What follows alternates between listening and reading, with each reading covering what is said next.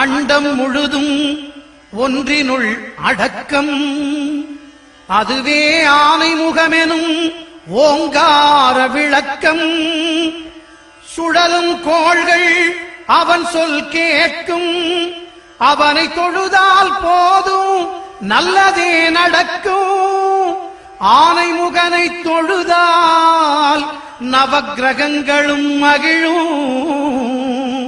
நல்லதே நடக்கும், நல்லதே நடக்கும்.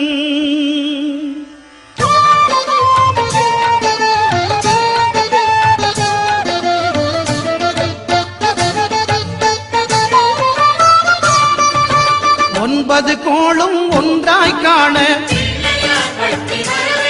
அங்கு கற்பகம் என்னும் கடவுளின் மெய்யில்